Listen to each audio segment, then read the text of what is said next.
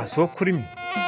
A yau za mu kawo muku tarihin Kasuwar Kurmi ne daga nan tashar Kundi Doc TV tare da ni Abdulbasit Abdulmumin. Kasuwar Kurmi dai ta kasance kasuwar ƙasa da ƙasa, wato kasuwar duniya, kuma tana tsakiyar birnin Kano. Ita ce kasuwa mafi daɗewa a faɗin ƙwaryar birnin Kano da ma kewayenta. Kusan a iya cewa ita ta haifar da dukkanin kasuwannin da suke garin Kano.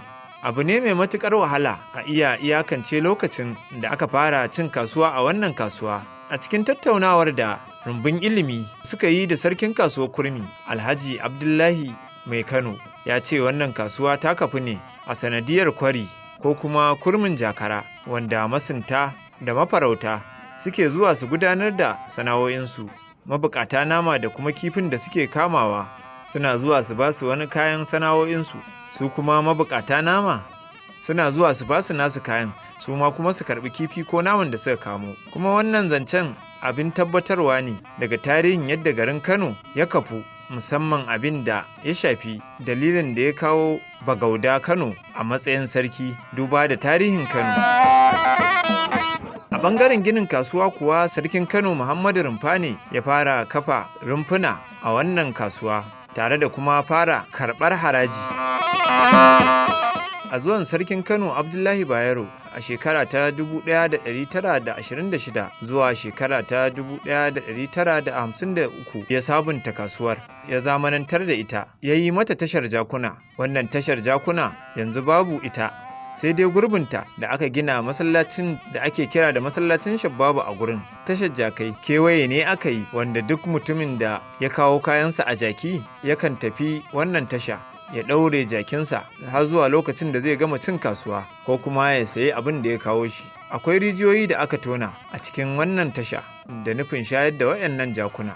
Bayan wannan kuma ya gina rumfunan kasuwa na zamani, kotu da ofishin 'yan sanda, post office da dai sauransu. Hakanan kuma ya gina tashar mota da aka fi sani da tashar jakara, duk domin wannan kasuwa da kuma walwalar 'yan kasuwa.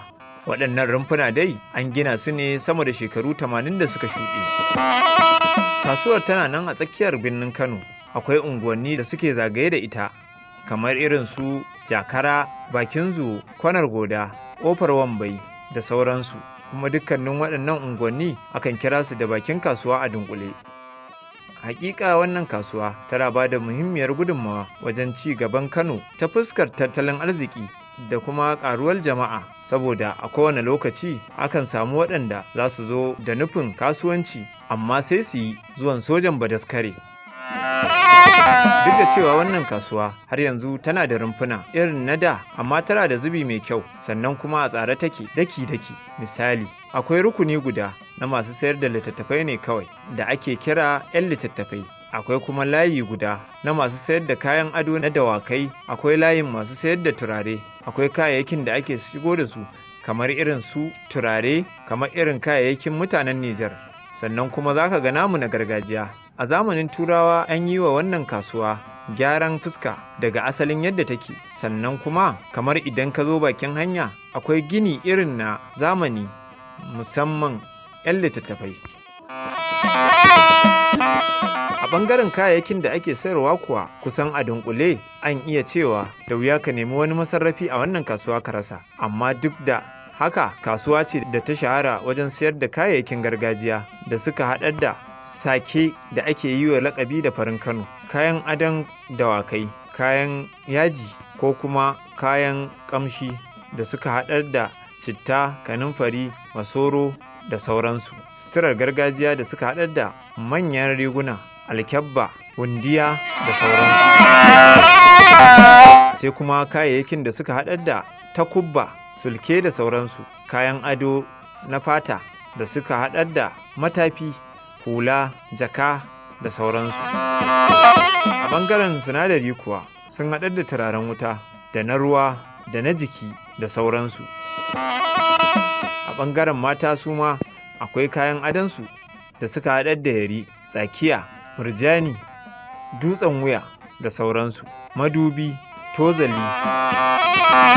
Sai kuma littattafai, waɗanda yanzu ka iya cewa su ne mafi rinjaye a hajar kasuwar. Akwai kuma kayayyaki irin su goruba, ɗinya, kanya, zogale da sauransu. Sannan kuma akwai kayayyakin ƙere-ƙere na gargajiya irin su fartanya, murhu, wuƙa, galma da sauransu. Haka kuma a ɓangaren abokan hulɗar kasuwar Kurmi kasuwa ce ta duniya. Daga wannan kasuwa akwai cuɗanyar cinikayya da suka haɗar da dukkanin ƙasashen Afirka. Kaɗan daga cikin ƙasashen akwai Ghana, Burkina Faso, Nijar, Mali, Sudan, Libya, Cote d'Ivoire, Kamaru, Chadi da sauransu. Ku kasance da mu a wani shirin domin ganin shin wani tarihi za mu kawo muku ko kuma wani labari za mu ɗauko wanda kun san shi ko kuma kun manta da shi domin tuna baya. Fatanmu dai ku danna mana subscribe sannan ku yi mana sharing domin waɗansu su ilmantu musamman yaranmu na baya. Mun gode.